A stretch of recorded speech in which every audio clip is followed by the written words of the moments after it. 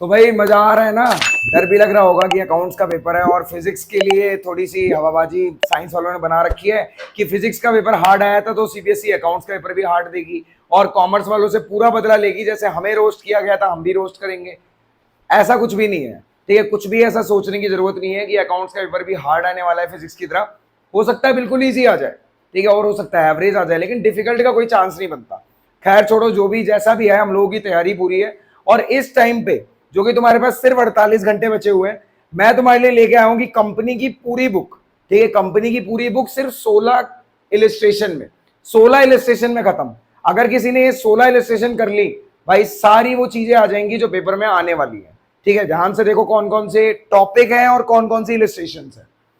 Shares में से अगर हम बात करते हैं तो बैलेंस शीट में सिर्फ इलिस्ट्रेशन नंबर 38 और 39 समझ लो और कर लो बहुत अच्छे से। क्या करना है?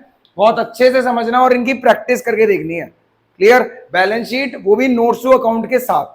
और ये वाले इलिस्ट्रेशन मैं बता रहा हूं भाई न्यू बुक में से, इस साल की जो बुक है उसमें से ही बता रहा हूं। तो आप अपने दोस्त आस पड़ोस जिसके पास भी बुक हो नई वाली, मैच कर लेना और पुरानी वाली में लगा लेना भाई। क्लियर? जो मेरे पास बुक थी मैंने उसी में से देखा था, एनालिसिस उसी में से किया है। Calls in arrear, calls in advance के लिए इलिस्ट्रेशन नंबर आप करेंगे 30।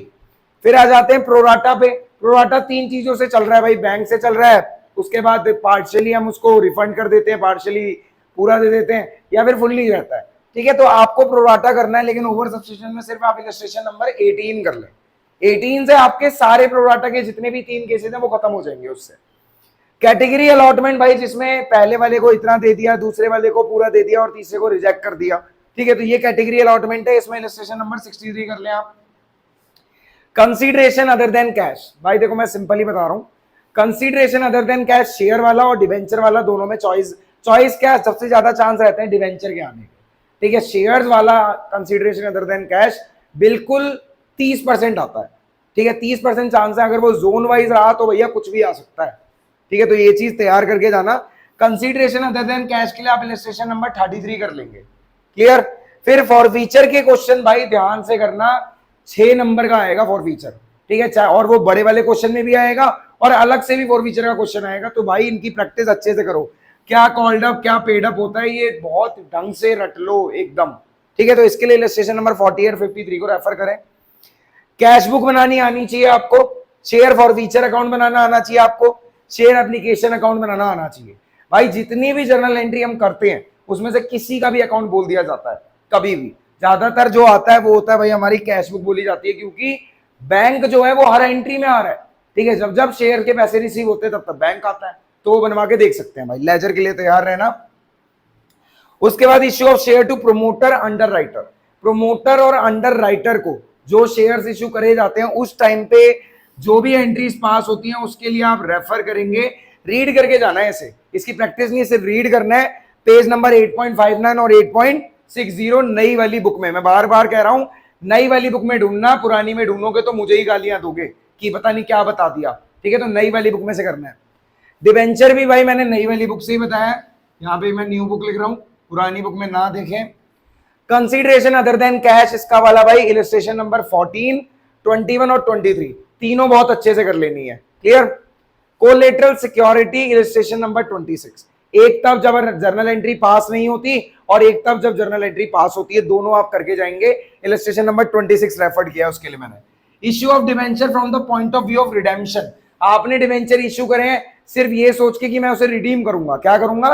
रिडीम करूंगा। तो इसके लिए भाई आपकी रिडेम्पशन के 6 केसेस हैं, लेकिन आपको करना केस 5 और केस 6 है। अगर केस 1 से लेकर 4 तक आ गया तो भाई कोई बच्चा भी कर लेगा, ठीक है। लेकिन आप बच्चे नहीं हो इसीलिए 5 और 6 करके जाओगे पहले। इलिस्ट्रेशन नंबर 40 और 42 को रेफर कर लेना, इसके लिए हो जाएगा तुम लोगों का काम इसमें। इंटरेस्ट ऑन डिवेंचर, ठीक है, इसे भी कर लेना। अभी तक तो मैंने सैंपल पेपर में भी देखा नहीं है। इलिस्ट्रेशन नंबर कौन सी? 45। इलिस्ट्रेशन नंबर 45 को रेफर करना। Writing of issue of debenture, चाहे वो सिक्योरिटी प्रीमियम से करा गया हो या फिर statement of PNL finance cost से किया गया हो, ठीक है। तो इसकी एंट्री और इसका क्वेश्चन आप करके जाएंगे। टोटल मिला के 16 क्वेश्चन है, ठीक है, और मुश्किल से 2 से 2.5 घंटे लगेंगे और अभी भी तुम्हारे पास 2 दिन बचे हुए। क्लियर है ये चीज? इसका ले लो स्क्रीनशॉट और टेंशन फ्री हो जाओ अपनी कंपनी की बुक से। अब मैं तुम्हें दूंगा भाई फाइनेंशियल एनालिसिस के क्वेश्चन 3rd बुक से। क्लियर? चलो, कंपनी का तो हमने खेल खत्म कर दिया, वो भी 16 इलस्ट्रेशन में सिर्फ। ठीक है। तो भाई उसका काम खत्म करने के बाद मुझे एक चीज याद आई है जो मैं तुम्हें बताऊंगा, अंडर सब्सक्रिप्शन को भी एक बार जरूर देख लेना, ठीक है। अंडर रेटेड तो बहुत है, लेकिन अगर पेपर इजी रहा तो अंडर सब्सक्रिप्शन के चांसेस ज्यादा बनते हैं, ठीक है। और ऐसा ना हो ओवर के और में आ जाए अंडर, ठीक है, तब आप भी अंडरग्राउंड हो जाओ। तो भाई थोड़ा सा देख लेना ऊपर ऊपर से, वरना प्रोराटा आता है तो फिर तो कुछ भी आता है आपको, ठीक है। अब चलते हैं भाई तुम्हारी थर्ड बुक की तरफ, जो कि है volume third, analysis of financial statement. ये आपकी बुक कितने मार्क्स की? 20 मार्क्स की। 24 मार्क्स की वो, 20 मार्क्स की ये, 44 नंबर का तो यूं ही बता दिया, ठीक है। अब देखो भाई इसे भी हम कुछ इलिस्ट्रेशन में, मुश्किल से 10 से 15 इलिस्ट्रेशन है और उसी में खत्म कर देंगे। बच्चे ने अगर इतना कर लिया ना तो उसको थर्ड बुक आती है भाई, थर्ड बुक के लिए वो रेडी है और आराम से 44 मार्क्स का पेपर रेडी है उसका। सो जाए आज रात के लिए, सो जाए, कल उठ के पार्टनरशिप कर ले, ठीक है। ध्यान से देखो, क्या चैप्टर 1 में बैलेंस शीट और पीनल का फॉर्मेट पहले कर लेना है, क्योंकि ये वो चैप्टर है जिसको आपने पूरे साल कुछ भी नहीं किया, छुआ भी नहीं है, क्लियर। तो अब छू लेना है थोड़ा सा, इनका फॉर्मेट आपने पढ़ लेना है पहले। फिर इलिस्ट्रेशन नंबर 11, 21 और 27, और जो ये नहीं कर रहे हैं भाई प्रीवियस ईयर के कुछ क्वेश्चन पेपर उठा के उन्हीं को कर लो, ठीक है। क्योंकि ये हेड और सब हेड है, लेकिन लिखने का तरीका देख लेना एक बार, हेड कौन सा होता है, सब हेड कौन सा होता है, टेबल बनानी पड़ती है उसके लिए, तब लिखना पड़ता है। 4 मार्क्स हैं, फालतू बेकार नहीं आने चाहिए। चैप्टर 2 में से आप पेज नंबर 2.3 और 2.4 पढ़ के जाएंगे, थ्योरी भी इंक्लूड है आपकी इसमें। रेशोज की अगर हम बात करें, सबसे पहले इंटरेस्ट कवरेज रेशो जो आपका आईसीआर है, फिक्स असेट टर्नओवर रेशो जिसको हम non current asset turnover ratio भी बोलते हैं, और नेक्स्ट आपके पास है net asset turnover ratio, clear. ये हो गए 3, 1, 2 और 3। फिर है आरओआई, रिटर्न ऑन इन्वेस्टमेंट या return on capital employed, proprietary ratio है आपके पास, और लास्ट आपको ऑब्जेक्टिव ऑफ रेशोज भी पढ़ने हैं। भाई देखो ये जो आए हुए हैं ना, ज्यादातर जो रिपीट हुए मैंने वो लिख दिए हैं, उसके अलावा भी अगर कुछ आते हैं, जैसे डेब्ट टू इक्विटी भी कई बार आ जाता है, चेंज नो चेंज इन चीजों में, ठीक है, इंक्रीज डिक्रीज में, तो वो आप फॉर्मूले तो पढ़ के जाएंगे, इतना आप अवेयर है। कैश फ्लो की बात करें भाई, थ्योरी के नाम पर आप ऑब्जेक्टिव और इंपॉर्टेंस पढ़ के जाएंगे, और फॉर्मेट देख लेना, फॉर्मेट से ही एमसीक्यू बनते हैं उसके, ठीक है। ये एक्टिविटी किस में आएगी चारों में से बताओ। तो भाई सीएफएस का फॉर्मेट, कैश फ्लो स्टेटमेंट का फॉर्मेट सबको याद होना चाहिए, और हम कौन सा मेथड यूज कर रहे हैं, डायरेक्ट या इनडायरेक्ट, ये भी आपको पता होना चाहिए।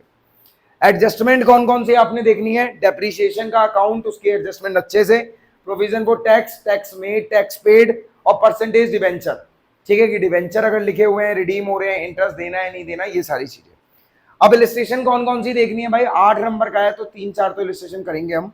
43 करनी है, 60 करनी है आपको, 61 करनी है, 40, 35 और 22, ये इलिस्ट्रेशन आपको करनी है, इससे आपका पूरा सीएफएस कवर हो जाएगा, क्लियर। और याद रखना भाई, ज्यादातर जो वो लोग आपको कैश फ्लो का क्वेश्चन देते हैं, या तो इन्वेस्टिंग ऑपरेटिंग, या तो ऑपरेटिंग फाइनेंसिंग, इन्वेस्टिंग फाइनेंसिंग, या पूरा फुल फ्लैज क्वेश्चन आता है भाई, ठीक है। तो कम चांसेस है, फुल फ्लैज आएगा तो मजा ही आ जाएगा, क्योंकि वो फिर वो बहुत छोटी छोटी एडजस्टमेंट देंगे, कुछ खास नहीं देते, ठीक है। तो आप तैयार करके जाएंगे भाई, इसमें सारे कॉम्बिनेशन है, मैंने देख के ही दिखे हैं यहाँ पे।